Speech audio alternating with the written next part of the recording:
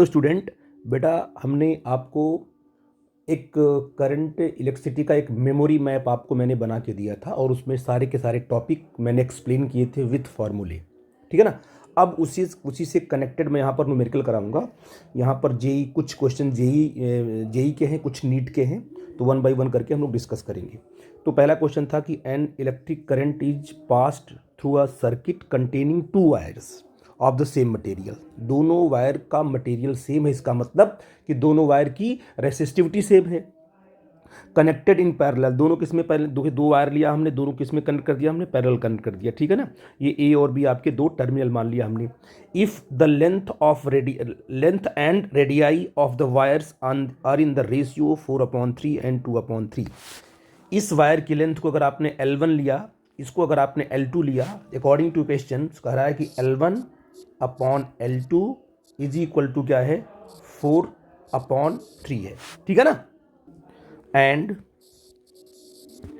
कह रहा है कि जो इसका जो रेडियस है, वायर का जो रेडियस होगा ना, ये आपका इसके पास डायमीटर होगा ना, ये इसका ये एरिया, ये होगा एरिया। इसका जो रेडियस दिया है वायर का, पहले का और दूसरे का जो रेशियो में, ये R1/R2, ये रेडियाई, दोनों वायर के रेडियाई का रेशियो है, ये दिया गया है 2/3। ठीक है ना। तो आपसे पूछा then the ratio of the current passing through the wire. इस यानी मान लो अगर यहाँ पर करंट अगर आपने आई पास करा दी है, तो आपको ये डिवाइड होगी दो पार्ट में। यहाँ I1 होगा और इसमें कितना होगा, इसमें आपका I2 होगा। तो I1 और I2 का रेशियो आपसे पूछा है, इन्फॉर्मेशन आपको इतनी दी गई है। तो अगर आपको यहाँ से R1 मिल जाए और R2 मिल जाए, तो आप I1 और I2 का रेशियो आप निकाल सकते हो। तो आपका एम है कि रेजिस्टेंस R1 और R2 का रेशियो क्या होगा वो फाइंड आउट करना, और यहाँ पर जो इन्फॉर्मेशन दी गई है, इस इन्फॉर्मेशन की हेल्प से आप R1 और R2 का रेशियो निकाल सकते हो। तो इसके लिए क्या है, आप R1 और R2 दिया हुआ है, आपको पता है कि रेजिस्टेंस का फार्मूला क्या होता है, ρL/A होता है। रेजिस्टेंस का जो फार्मूला होता है ρL/A होता है। तो इसका मतलब हमको एरिया चाहिए, तो यहाँ से R1 R2 को एरिया में कन्वर्ट कर लेंगे। तो आप कहोगे सर क्या होगा, एरिया होती है πr², तो इसका भी πr1² है ना। तो R1² अपॉन क्या होगा, अगर एरिया की बात करें A1/A2 क्या आएगा, वायर के एरिया, जो दोनों वायर हैं, ये पहला वायर दूसरा वायर, इनके एरिया का रेशियो क्या होगा, ये होगा आपका R1²/R2², मतलब 4/9 हो जाएगा। तो इतनी इन्फॉर्मेशन आप समझ रहे हो। ठीक है ना। तो आप कहोगे सर तो रेजिस्टेंसेस ऑफ गिवन वायर क्या होगा, आप कहोगे सर कि R1 क्या होता है, ρA1/L1 होगा, है ना। एंड R2 क्या होगा, ρA2/L2 होगा। देखो R1 और R2 की बात हो गई, और आपको पता है कि जब R1/R2 का रेशियो निकालोगे, R1/R2 का रेशियो, दोनों का रेशियो निकालोगे तो क्या आ जाएगा बेटा जी, आपको देखो, तो आपका आ जाएगा L1/A1 इंटू A2/L2 आएगा, है ना। रो तो कट जाएगा क्योंकि दोनों का रेसिस्टिव, दोनों सेम मटेरियल है, इसलिए दोनों का रो सेम होगा। ये आपका R1 और R2 का रिलेशन आ गया। आई थिंक इस बात को समझ गए आप। तो अगर आपको R1 R2 का रिलेशन मिल गया, तो आप जो है, आपको पता है कि जो करंट और रेजिस्टेंस आपस में रेसिप्रोकल होते हैं, है ना। जहाँ पर रेजिस्टेंस ज़्यादा होगा वहाँ पर करंट कम जाएगी। तो कैसे होगा, देखो इसकी वैल्यू पुट कर लेते हैं। यहाँ पर क्या हो जाएगा, बोलो L1/A1 कितना होगा बेटा जी, देखो आप आराम से। तो आपका ये हो जाएगा 4/3 हो जाएगा, इंटू 9/4 हो जाएगा, है ना बेटा जी। क्योंकि A2/A1 कर लोगे, L1/L2 कर लोगे, तो L1/L2 क्या हो जाएगा, ये देखिए L1/L2 क्या होगा, 4/3 होगा, और A1/A2 कितना 4/9 है, तो यहाँ पर A2/A1 है तो 9/4 हो जाएगा। ठीक है ना। इसको सॉल्व करोगे आपका आ जाएगा 3/1 आ जाएगा। अब देखो डायग्राम को, आपने कहा कि भाई ये दोनों यहाँ पर इस वायर का जो पोटेंशियल होगा वही इस वायर का भी पोटेंशियल होगा। तो I1 R1 is equal to क्या होगा, I2 R2। तो आप यहाँ कह सकते हो I1 R1 is equal to क्या होगा, I2 R2। तो यहाँ से I1/I2 इज इक्वल टू क्या होगा, R2/R1 होगा, क्योंकि करंट आपस में रेसिप्रोकल, करंट और रेजिस्टेंस रेसिप्रोकल होते हैं। तो यहाँ से कह सकते हो R2/R1 क्या होगा, 1/3 होगा। ये करंट का रेशियो आ जाएगा। ठीक है ना। और ये इसलिए आपका जो है ये बी ऑप्शन करेक्ट होगा। आई थिंक आप समझ पाए मैंने क्या किया है। ठीक है बेटा जी, तो इस तरीके से आप लोग जो है कि यहाँ से करंट का रेशियो फाइंड आउट कर सकते हो। ठीक है, अब हम अगले क्वेश्चन पे आएंगे। ओके, अब देखो बेटा ये क्या क्वेश्चन पूछा है कि see the electrical circuit shown in the figure which of the following equation is correct equation for it.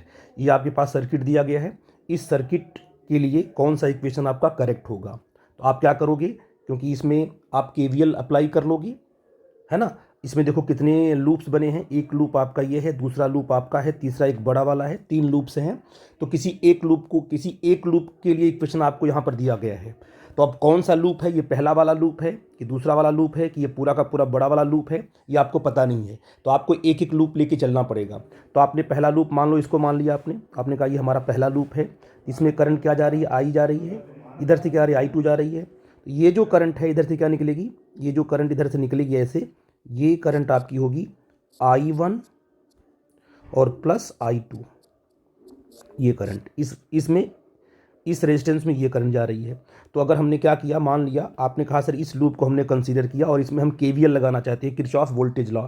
तो आपने कहा हम ऐसे मान लो चलते हैं, ऐसे आप कहीं से भी मूव कर सकते हो। मान लो हमने ये क्लॉकवाइज हम चलना स्टार्ट किए, तो आप इस पूरे लूप में कहीं से भी चलना स्टार्ट कर देते हो, कर सकते हो। और इस पूरे के पूरे लूप में जितने भी वोल्टेज ड्रॉप हैं सबका सम करोगे तो इक्वल आपका 0 आएगा।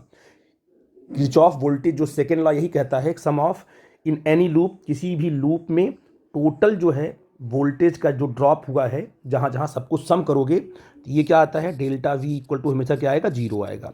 इसी का यूज करेंगे। पहला लूप हमने लिया, देखते हैं क्या होगा।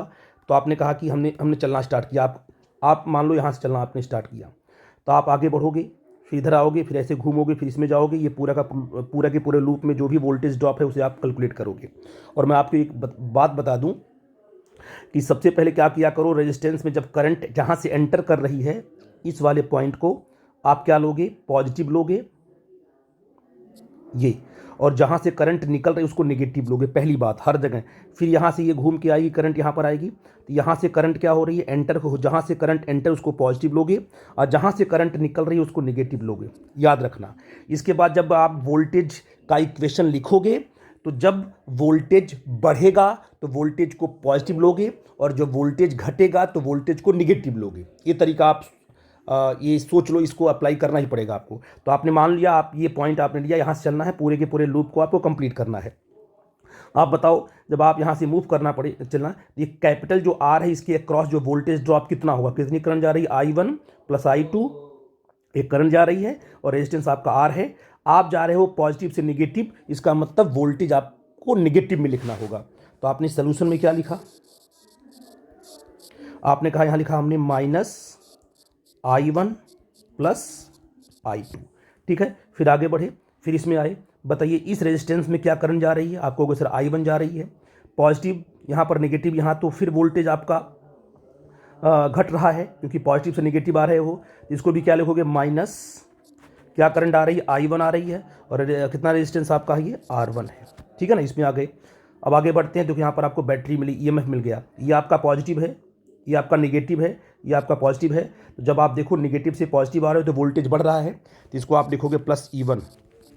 ठीक है ना। अब फिर देखो इस पॉइंट पे आगे कंप्लीट हो गया लूप, इज इक्वल टू आपने 0 कर दिया। देखो ये इक्वेशन क्या किसी इक्वेशन से मैच कर रहा है क्या, तो आपने कहा कि देखते हैं, पहले से नहीं मैच कर रहा है, और ये देखिए दूसरे से मैच कर रहा है आपका है। दूसरा क्या है, देखो E1 -I1 plus I2 into are है, -I1 R1 है। देखो इसको रीअरेंज कर सकते हो आप लोग, क्या हो जाएगा, E1 -I1 प्लस I2, है ना, इंटू आर लिखना होगा यहाँ पर, इंटू आर ये हो गया, और फिर -I1 और R1 इज इक्वल टू 0। आप चेक कर सकते हो, ये इक्वेशन आपका इक्वेशन नंबर 2 से मैच कर रहा है, इसका मतलब आपका इक्वेशन 2 करेक्ट है। आई थिंक इस बात को आप समझ गए। ठीक है बेटा जी, कोई डाउट होगा तो हमसे डिस्कस करना। ओके, अब मैं अगले क्वेश्चन में चलता हूँ। ये बेटा अगला क्वेश्चन है, जेई मेन में आपका 2006 में पूछा गया है। अच्छा क्वेश्चन है, कॉन्सेप्ट क्रिस्टल क्लियर इसमें होना चाहिए आपका, कि the resistance of bulb filament is 100 ohm. ठीक है ना, at a temperature of 100 degree Celsius. ठीक है ना। 100 डिग्री सेल्सियस पर जो वायर का जो फिलामेंट का जो रेजिस्टेंस है वो 100 ओम है। क्लियर। और आपको पता है कि जब किसी भी वायर के टेम्परेचर को अगर हम इंक्रीज करते हैं तो उसकी लेंथ इंक्रीज हो जाती है। टेम्परेचर के बढ़ाने से लेंथ इंक्रीज होती है और लेंथ के इंक्रीज होने से उस वायर का रेजिस्टेंस भी इंक्रीज हो जाएगा। तो अब कह रहा है कि if its temperature coefficient of resistance, जिसे बोलते हैं अल्फ़ा, बी द 0.005 पर डिग्री सेल्सियस, ठीक है ना। ये अल्फ़ा की वैल्यू दी गई, नो प्रॉब्लम। अब पूछा गया कि इट्स रेजिस्टेंस विल बिकम 200 ओम। इसका रेजिस्टेंस अगर 200 ओम हो जाता है तो किस टेम्परेचर पर 200 ओम होगा। पक्का है कि रेजिस्टेंस अगर बढ़ा है तो उस वायर का टेम्परेचर भी इंक्रीज किया होगा। आई थिंक मेरी बात समझ गए। तो हमें उस टेम्परेचर को फाइंड आउट करना है। तो मैंने यहाँ पर आपको पता है कि जो रेजिस्टेंस का फार्मूला है एट एनी टेम्परेचर क्या होता है, आर नॉट मतलब इनिशियल टेम्परेचर और R T is the temperature, R T is the resistance of the wire at temperature T, और आर नॉट क्या है, initial resistance of the wire, ठीक है ना, एट आपका at 0 degree Celsius. 0 degree Celsius पर wire का जो रेजिस्टेंस होता है उसको आर नॉट बोलते हैं। अल्फा आपका कोफिशिएंट पता आपको है। और यहाँ पर टी इज़ द टेम्परेचर, जिस टेम्परेचर पर आपको रेजिस्टेंस यहाँ पर आर टी का लिखा हुआ फॉर्मूला। तो ये चीज़ आप जानते हो। यहाँ पर डेल्टा टी होता है, इसको डेल्टा टी कर लेना, नो प्रॉब्लम, ठीक है ना। तो चलेगा, सिंपल टी लिखो या डेल्टा टी टेम्परेचर आपका है। तो बेटा बताइए, initially at temperature 100 degree Celsius पर कितना आपका आर टी 100 ओम है। तो बस आप इक्वेशन यहाँ पर पॉइंट आउट कर लोगे। आर टी कितना रखा आपने कि आपका जो टेम्परेचर आपका है वो कितना है, 100 डिग्री सेल्सियस है। उस टाइम पर जो आपका रेजिस्टेंस है 100 ओम है। तो आप क्या रखोगे, आर टी के प्लेस पे रखोगे 100, है ना, is equal to R not आपको पता नहीं है तो आर नॉट, है ना, ब्रैकेट 1 प्लस अल्फ़ा, किस टेम्परेचर पर, वो आपका टेम्परेचर आपका 100 डिग्री सेल्सियस है। ये आपका आपने 100 लिख लिया, ये इक्वेशन नंबर आपका 1 हो गया, ठीक है ना। ये आपका इक्वेशन 1 हो गया। अब दूसरा बनाओ इक्वेशन, कौन सा, कि इफ़ इट्स अच्छा अल्फ़ा दिया, अगर कह रहा है कि it's resistance will become 200 ohm at temperature of. तो अब दूसरा बनाते हैं इक्वेशन बेटा इसका। अब आपने क्या माना, let at T degree Celsius जो रेजिस्टेंस कितना हो गया आपका 200 ओम। ऐसा मान लिया कि टी डिग्री सेल्सियस पर आपका रेजिस्टेंस 200 ओम हो गया। तो आप इसका इक्वेशन लिखो, आप क्योंकि सर यहाँ पर कितना होगा, आर टी कितना होगा, ये लिखो, ये फार्मूले से लिखो। आपने कहा कि सर यहाँ पर 200, है ना, इज इक्वल टू क्या होगा, आर नॉट 1 प्लस अल्फ़ा, किस टेम्परेचर पर, टी। यही हमें टी फाइंड आउट करना है बेटा जी। ये आपका हो गया इक्वेशन नंबर 2, है ना। अब इनका रेशियो ले लो। फिर आपने क्या किया, 2/1 कर दिया, ये हो गया 200/100, है ना। ये 2 है, ये आपका 1 है, 200/100 कर दिया। तो ये तो इससे कट जाएगा, ये आपका 2/1 आ जाएगा। 1 plus alpha T upon 1 plus alpha 100, या आर नॉट कट जाएगा, ठीक है बेटा जी। तो यहाँ पर 2 हो जाएगा, तब क्रॉस मल्टीप्लाई कर देंगे। तो बेटा अब यहाँ से देखो, इसको हमने ट्रांसफ़र किया, अब 2 से मल्टीप्लाई करेंगे तो यहाँ होगा 2 प्लस 200 हो जाएगा ना, ये 100 अल्फ़ा है ना ये, तो 200 अल्फ़ा हो जाएगा। इसके बाद जब हम इसको इसमें मल्टीप्लाई करेंगे तो 1 प्लस अल्फ़ा टी रहेगा, ठीक है ना। इसको हमने ट्रांसफ़र करेंगे तो ये इक्वेशन आपका आ जाएगा, है ना। ट्रांसफ़र करने के बाद हो जाएगा टी माइनस 200 हो जाएगा और 1/अल्फ़ा हो जाएगा, ठीक है ना। और अल्फ़ा की वैल्यू दी गई है 0.005 दी गई है ना। अब क्या करोगे आप, कितना है 1 2 3, यहाँ पर 3 0 लगा दोगे, यहाँ से ये पॉइंट निकल के राइट साइड चला जाएगा, इसे कट करोगे आ जाएगा 200। तो आप कहोगे टी इक्वल टू क्या आ गया 200, यहाँ पर t minus 200 is equal to क्या आ गया 200, और t इज इक्वल टू क्या आ गया 400 डिग्री सेल्सियस।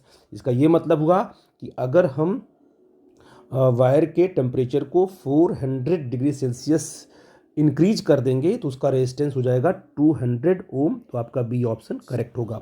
इसमें कुछ नहीं था, 2 इक्वेशन बना करके बस रेशियो निकाल करके आपको आंसर निकालना था। ये कैलकुलेटिव पार्ट था, थोड़ा सा आपको इसको स्पीड से करोगे तो बड़ी आसानी से हो जाएगा, ठीक है बेटा जी। मैंने इसको पूरा का पूरा एक्सप्लेन किया इसलिए क्योंकि आपको समझ में आ जाए हमें करना क्या है, ठीक है ना। अब हम अगले क्वेश्चन पे आएंगे। अब बेटा एक शानदार क्वेश्चन पूछा हुआ है AIPMT 2009 में। देखो क्या है ये, a wire of resistance 12 ohm per metre is bent to form a complete circle. एक वायर है, उसको हमने एक कंप्लीट सर्कल में क्या कर दिया, उसको एक कंप्लीट सर्कल बना दिया। ठीक है ना, उस जिसमें कि पर यूनिट लेंथ का जो रेजिस्टेंस है वो आपको दिया गया है 12 ओम्स, है ना। एक यूनिट लेंथ का रेजिस्टेंस आपका 12 ओम है और उसको कंप्लीट सर्कल बना दिया गया, किस रेडियस का, 10 सेंटीमीटर रेडियस का बना दिया गया, ठीक है ना। The resistance between its two diametrically opposite point A and B as shown in the figure. ये आपको फिगर दिया हुआ है, ये आपका मान लो आपने वायर का आप करने कंप्लीट सर्कल बना दिया, यहाँ पर diametrically opposite A and B दो टर्मिनल हैं जिनके अक्रॉस आपको क्या है कि इन दोनों ए और बी के अक्रॉस आपको नेट रेजिस्टेंस फाइंड आउट करना है, ठीक है ना। और वो दिया है क्या होगा, ऑप्शन आपका दिया हुआ है। तो आपको करना क्या है, सोचना क्या, ये बता रहा हूँ आपको। आपको पता है कि जो आपका 12 ओम ये पर मीटर है ना, ये यूनिट लेंथ का रेजिस्टेंस है, ठीक है ना, ये समझते रहो आप लोग। अब आपको क्या करना है, ए और बी के क्रॉस आपको नेट रेजिस्टेंस फाइंड आउट करना है। तो आप क्या कहोगे सर कि यहाँ पर जो ये सेमी सर्कल है, देखा जाए ये पॉइंट और ये पॉइंट डायमेट्रिकली अपोजिट हैं, ये जो सेमी सर्कल है अगर इसका हम रेजिस्टेंस निकाल लेते हैं, मान लो ये आर होगा, तो ये जो नीचे वाला सेमी सर्कल है इसका भी रेजिस्टेंस आर ही होगा, क्योंकि सेम लेंथ का ये भी है, जितनी लेंथ का ये उतनी लेंथ का ये है, सेम मटेरियल है, दोनों का आर होगा। और ए और बी के अक्रॉस दोनों जो ये सेमी सर्कल ये सेमी सर्कल दोनों आपस में पैरेलल में है, तो इनका जो नेट रेजिस्टेंस आएगा वही तो रेजिस्टेंस ए और बी के अक्रॉस आएगा। तो आप यहाँ कह सकते हो कि सर यहाँ पर जो आर ए बी आने वाला है वो अगर आर और आर को आपस में जोड़ देते हैं पैरेलल तो हो जाएगा तुम्हारा r/2 ऐसे। लेकिन आर है कितना ये पता नहीं, अगर आपको आर चल जाए पता आर क्या है तो आप क्या है इसको सिंपल r/2 आपका रिजल्ट आ जाएगा। तो पहले आप निकाल लो कैसे, क्योंकि यूनिट लेंथ का रेजिस्टेंस आपको पता है। अगर ये लेंथ आप निकाल लोगे, ये पूरी की पूरी लेंथ निकाल लोगे, तो एक यूनिट लेंथ का रेजिस्टेंस आपको दिया है 12 ओम। तो यहाँ से लेके या इस पॉइंट से लेके इस पॉइंट तक जो लेंथ आएगा, इस लेंथ का क्या रेजिस्टेंस होगा, उसमें 12 से मल्टीप्लाई कर देंगे, आपका रिजल्ट आ जाएगा। और जितना रेजिस्टेंस इसका होगा उतना इसका ही होगा, r/2 कर देंगे, आपका सिंपल आपका जो नेट इफेक्टिव रेजिस्टेंस वो आ जाएगा। तो इसको पहले इसका रेजिस्टेंस निकालते। अब बताओ इसका जो है लेंथ पहले निकालते हैं। तो कंप्लीट सर्कल का जो लेंथ होता है वो 2πr होता है। तो ये जो आपका यहाँ से लेके यहाँ तक जो लेंथ होगी कितनी होगी बेटा जी, length of the semi circle क्या होगा। आप कहोगे सर कि अगर हम आर की बात करते हैं तो कहोगे सर क्या होगा, अगर आर कितना होगा इसका, ये पूरा का पूरा लेंथ इंटू 12 ओम, एक यूनिट लेंथ का रेजिस्टेंस और ये पूरी की पूरी लेंथ, तो वो आर कहलाएगी। तो यहाँ पर जो आर आएगा, इतने सेमी सर्कल का जो रेजिस्टेंस आर होगा वो कितना होगा बेटा जी, इसकी लेंथ क्या होगी, इसकी लेंथ होगी पाई इंटू आर होगी, ये लेंथ हो गई इसकी, और इंटू क्या करोगे 12 ओम, ये पूरी की पूरी इसका रेजिस्टेंस आ जाएगा इसकी, है ना। पाई आर इसकी लेंथ है और 12 ओम क्या है, एक यूनिट लेंथ का रेजिस्टेंस है, मल्टीप्लाई कर दिया तो पूरा का पूरा रेजिस्टेंस यहाँ से लेके यहाँ तक आ गया, ठीक है ना। अब ये आपका पाई है, आर कितना आपका है, आर आपका होगा 10 सेंटीमीटर, इसको मीटर में कन्वर्ट, क्योंकि आपका ये ओम में है तो इसे मीटर में कन्वर्ट कर लेते हैं बेटा जी। तो ये हो जाएगा पाई इंटू क्या होगा जी 10 है ना, तो आपका होगा 10/100 कर लेंगे, सिंपल सी बात है। ये हो जाएगा मीटर में, ये हो जाएगा इंटू 12 हो जाएगा, ये हट कट जाएगा यहाँ से, इसको ये बच जाएगा आपका कितना बचेगा, ये बचेगा आपका 10, तो ये हो जाएगा तुम्हारा कितना π/12 है ना। ये तो आपका आर आ गया। तो अब बताओ इसका भी इतना ही आएगा आर, है ना। तो आर इफेक्टिव कितना आएगा या आर ए बी कितना आएगा, लिख लो इसको, R A B is equal to क्या होगा, r/2 आएगा नेट, इसका भी आर है, इसका दोनों आपस में पैरेलल में, क्या करोगे सर कि π/12 इंटू 2, तो 2 से 2 कट करेगा, यहाँ पर आएगा 6 आ जाएगा, और इसको कट करोगे आ जाएगा तुम्हारा 0.6 पाई, ये आपका आ गया आर ए बी। तो आपका जो आर ए बी निकल के आया बहुत ही सिंपल 0.6 पाई ओम, ये आपका रिजल्ट आ गया। और कहोगे सर ये ऑप्शन आपका कौन सा, ये करेक्ट होगा। आई थिंक ये कॉन्सेप्ट आपका क्लियर हुआ होगा, ठीक है बेटा जी। अच्छा क्वेश्चन था, मैं अगले क्वेश्चन में आता हूँ, ठीक है। अब बेटा ये क्वेश्चन आपका है 2008 का है, AIPMT में पूछा गया है। In the circuit shown in the figure the electric current through the 4 ohm resistance is 1 ampere. When the point P and M are connected to a DC voltage source, the potential difference between the point M and N is. अब आपको क्या दिया गया, ये circuit दी गई है, इस circuit में सिर्फ इतनी इंफॉर्मेशन दी गई है, इसमें जो आपका क्या है, ये जो आपका 4 ओम का रेजिस्टेंस है, इसमें जो करंट जा रही है, इस करंट के बारे में सिर्फ जानकारी दी गई। इसमें जो करंट जा रही है, करंट, इसको कितना लिया इन्होंने, 1 एम्पियर, ठीक है ना। अब ये कह रहा है कि ये जो P और M है ये किसी अननोन DC सोर्स से कनेक्टेड है। कितना है वो दिया नहीं है, ठीक है ना, बस P और M आपका टर्मिनल DC सोर्स से कनेक्टेड है। अच्छा, अब कह रहा है कि ये बताइए कि what is the potential difference between M and N। 2 point लिया आपका, एक पॉइंट आपका यहाँ लिया, दूसरा पॉइंट आप इन दोनों, इस मतलब 1 ओम के अक्रॉस कितना पोटेंशियल डिफरेंस होगा। तो इसको बड़े ही इत्मीनान से अगर आप करोगे तो आप इसको बस 1 मिनट में तोड़ दोगे। देखो कैसे बेटा जी, आपको पता है कि इसके क्रॉस क्या वोल्टेज होगा, क्योंकि इसमें 4 ओम रेजिस्टेंस है ना, यहाँ पर 1 एम्पियर की करंट है, तो इसके क्रॉस जो वोल्टेज होगा, ये वोल्टेज ये होगा 4 वोल्ट, है ना, क्योंकि करंट आपकी 1 एम्पियर और रेजिस्टेंस आपका 4 ओम। तो अगर इसके क्रॉस 4 वोल्टेज होगा, तो आपको पता है कि 3 ओम के क्रॉस भी 4 वोल्टेज होगा, क्योंकि दोनों आपस में पैरेलल हैं। तो आप कहोगे सर यहाँ का वोल्टेज और यहाँ का वोल्टेज कितना होगा, 4 वोल्ट होगा। इसका मतलब P और M 4 वोल्ट होगा, है ना, क्योंकि वायर से कनेक्टेड है, तो ये भी वायर से कनेक्ट, P और M के क्रॉस क्या होगा, 4 वोल्ट होगा। तो यहाँ का पोटेंशियल और यहाँ का पोटेंशियल, इन दोनों के बीच का जो पोटेंशियल है वो 4 वोल्ट है। इतना तो आप समझ गए, है ना, ये आपका 4 वोल्ट है। P और M के बीच का पोटेंशियल 4 वोल्ट है, ठीक है ना। अब ऊपर की सर्किट से कोई मतलब नहीं, इसको हटा सकते हो। नीचे की सर्किट में आपको M और N के अक्रॉस आपको वोल्टेज चाहिए। इसका मतलब अगर इस ब्रांच में आपको करंट मिल जाए, तो इसमें अगर करंट फ्लो करती हुई करंट मिल जाए, तो करंट से रेजिस्टेंस से मल्टीप्लाई कर दोगे तो आपको वोल्टेज मिल जाएगा। इस ब्रांच में करंट आप निकाल सकते हो, क्योंकि यहाँ इस ब्रांच में यहाँ से लेके यहाँ तक जो वोल्टेज है आपको 4 वोल्ट दिया है। अब इस सर्किट को रिड्यूस कर लो। यहाँ पर क्या है, 0.5 है, 0.5 2 ओम 2 रेजिस्टेंस लगे हुए हैं, और ये दोनों जो रेजिस्टेंस लगे हुए हैं ये किस में बेटा जी, ये आपस में पैरेलल में है। इसको सॉल्व कर लेते हैं। अब देखो बेटा, इसको हमने क्या किया, यहाँ पर हमने सॉल्व किया, क्या होगा तुम्हारा R इक्विवेलेंट, दोनों आपस में पैरेलल में है। 0.4 ओम का मतलब क्या होगा, 0.5 ओम का मतलब 1/2 होगा ना, तो 1/2 इंटू 1/2 अपॉन 1/2 प्लस 1/2, सॉल्व किया 1/4 आ गया। इसका रिजल्टेंट आपका 1/4 आ गया। देखो यहाँ पर 1/4 आ गया, यहाँ पर 1 ओम आ गया। ये आपका टर्मिनल ये वाला P है ना, ये P है, और ये आपका M है, ठीक है, इसको P ले लिया। और यहाँ पर क्या है, अब देखो 2 रेजिस्टेंस आ गए सीरीज में, 1/4 और 1। अगर इस ब्रांच में करंट मिल जाए तो यहाँ पर मिल जाएगा पोटेंशियल डिफरेंस। तो पहले करंट निकालो, इस ब्रांच में क्या करंट है, दोनों को आपको जोड़ दो सीरीज में। हमने क्या दोनों को जोड़ा, 5/4 आ गया। कितना वोल्टेज है, P और M के बीच में 4 वोल्ट है। तो V = IR से I कितना आ गया, 3.2 एम्पियर करंट आ गई। तो इसमें जो करंट फ्लो कर रही है कितना है बेटा जी, 3.2 एम्पियर।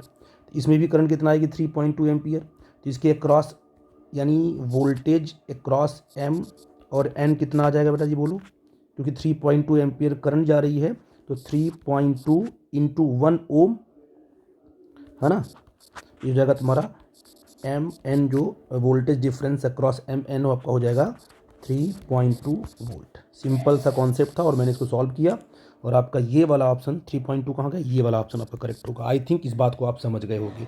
अब हम बेटा अगले क्वेश्चन में आते हैं। ओके, अब बेटा देखो, बड़ा इंपॉर्टेंट क्वेश्चन है ये, नीट 2016 का है।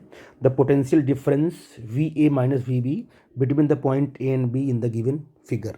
अब आपको एक ब्रांच दी गई है, इस ब्रांच में आप VA माइनस VB कितना होगा उसे हमें फाइंड आउट करना, ठीक है बेटा जी।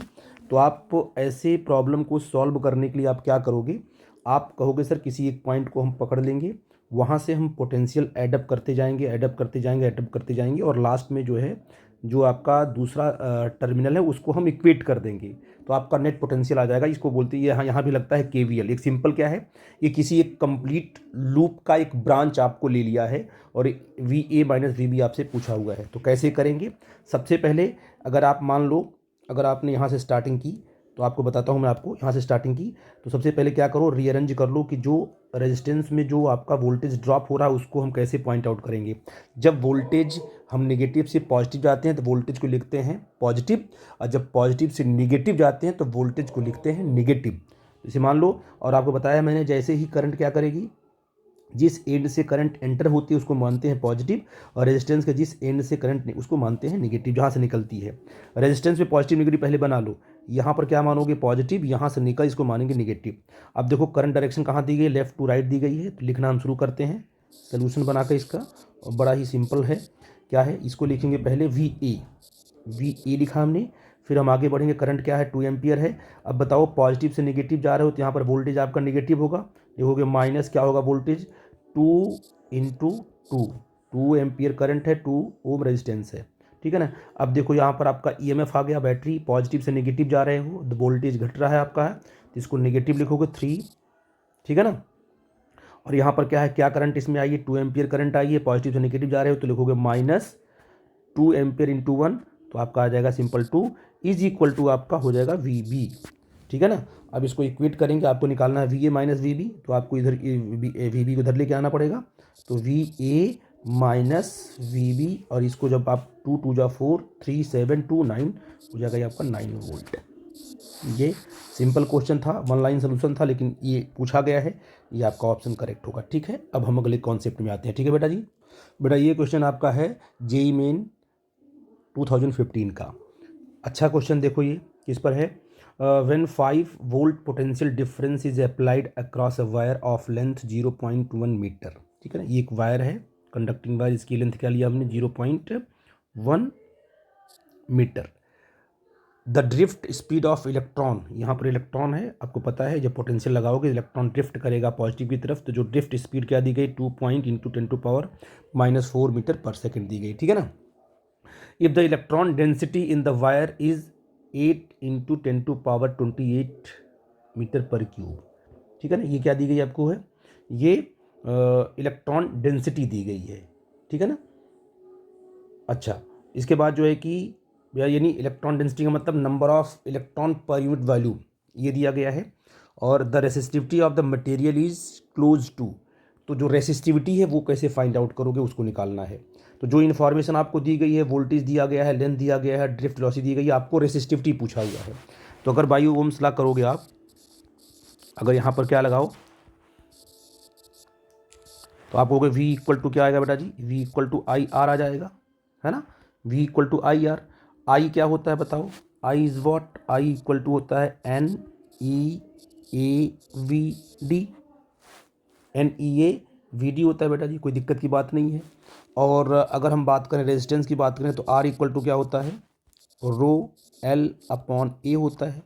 बस I और R की वैल्यू यहाँ पुट कर दोगे, आपका आंसर आ जाएगा, क्योंकि आपका पोटेंशियल डिफरेंस आपको दिया गया है। तो V इज इक्वल टू क्या होगा, what is the value of I, NEAVD, ये I है, R कितना है ρL/A। अब यहाँ से A से ये आपका कट जाएगा, तो जो V आपका आ जाएगा कितना आ जाएगा, V is equal to NEVD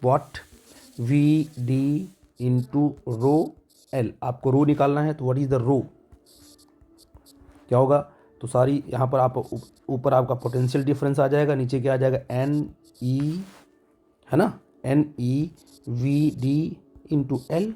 इसमें सारी की सारी वैल्यू पुट कर दो, आपका आंसर आ जाएगा, ठीक है ना। हम वैल्यू पुट करने जा रहे हैं बेटा, तो बेटा सबकी वैल्यू पुट कर दिया हमने। यहाँ पर N क्या है, इलेक्ट्रॉन डेंसिटी 8 इंटू 10⁻28 है, इलेक्ट्रॉनिक चार्ज यहाँ पर है, ड्रिफ्ट वेलोसिटी यहाँ पर दी गई है, और L की लेंथ यहाँ दी गई है, ऊपर से 5। इसको हमने कैलकुलेट किया हमने, ये कितना गया अप्रॉक्सीमेटली 1.6 इंटू 10⁻⁵।